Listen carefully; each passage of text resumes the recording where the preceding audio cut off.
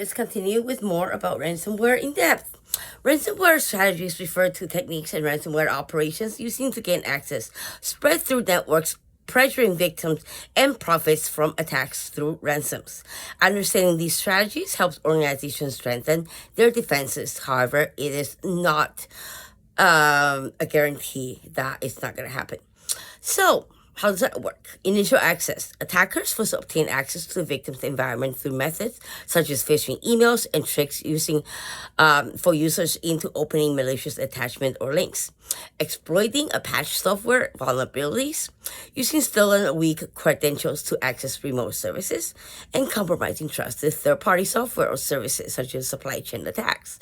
Now, it takes about, it used to, maybe like 15 years ago, it used to take about maybe half a year to find the penetration point and maybe the backdoor of like the healthcare insurance company or whatever it is, and there's tons of cases on it, especially down in the States.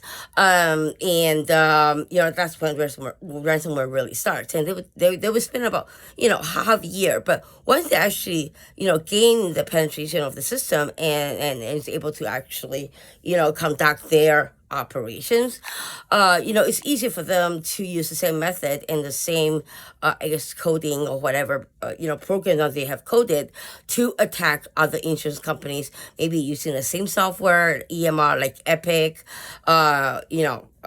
which is actually very easy to hack, apparently. Establishing persistence. Once inside, attackers often try to maintain access so they can return even if the initial entry point is closed. They may also attempt to avoid detection by security tools, and this happens a lot. Of course, they are going to hide themselves and not have the system alert that someone has penetrated a system. Reconnaissance. Before deploying ransomware, attackers commonly spend time learning about the environment, obviously, by identifying valuable system data, backup infrastructure, critical business services, administrative accounts, network layouts, insurance payments, and this and that. All right, privilege escalation. Attackers attempt to gain higher levels of access within the environment, allowing them to reach more systems and sensitive data. And that includes a PHI, which is personal health information data, which is used more in mental health care. And that is even in addition to the privacy policy, such as PIPEDA in Canada, HIPAA down the States, and the state regulations on privacy laws, as well as Canadian, federal, and provincial laws.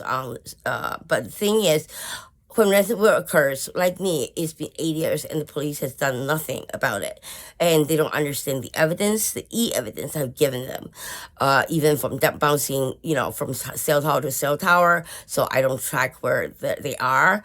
I wasn't able to track down the MAC addresses of these people, and the police just doesn't do anything about it. And they don't have the resource. They even told me that they don't have the resource to do it, and I have to hire a private investigator. Rather than affecting only one device, lateral movement attackers often move through the network to reach additional systems, increasing the impact of the attack. So they kind of confuse, the privacy officers, like, oh shit, this happened. It's like 24, the BAU, it's like they attack one and then, someone else is actually on the inside man. I mean, these things, they're movies, they're shows, but this actually happened in real life. It has to be taken seriously. Next, data exfiltration. Many modern ransomware groups copy sensitive data before encrypting it. Obviously, then they threaten to publish or sell the stolen data if the ransom is not paid. This is known as double extortion, which I talked about in the last episode. Encryption. The ransomware obviously encrypt the files on affected systems, making them inaccessible without the decryption key. Critical business data is often targeted to maximize disruption. Now, imagine a hospital system getting hacked and systems are down. Patients are dying. They have knocked out the power of the hospital and they're using a generator backup power.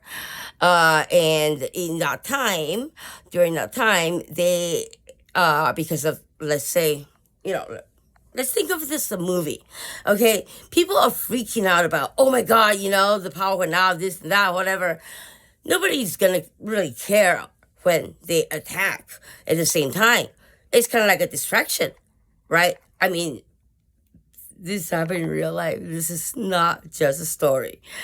All right, extortion. Attackers demand payment typically within a deadline, starting to leak stolen information, contacting customers or partners to increase pressure, putting spywares all around as well as malwares on devices, threatening additional disruption action if payment is not made.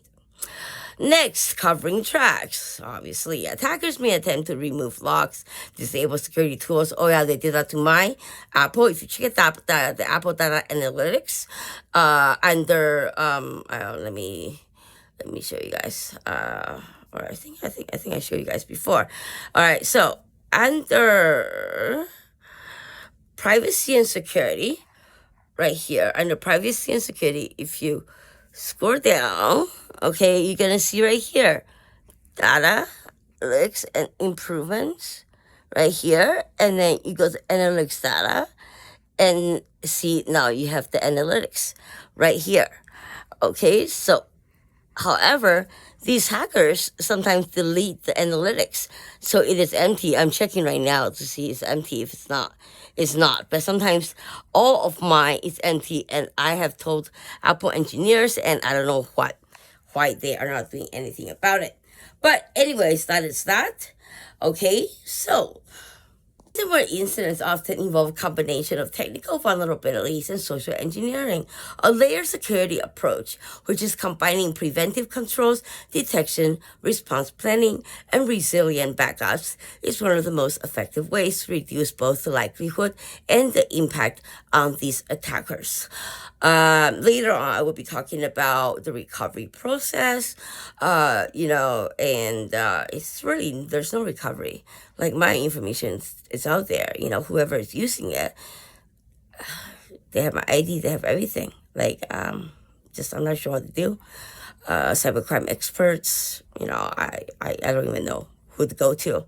So please leave a comment, subscribe to my channel, and let me know if you have any contacts that you can share with me, and I'll be able to maybe see some help and resolve my issues and continue with my non-profit healthcare heart.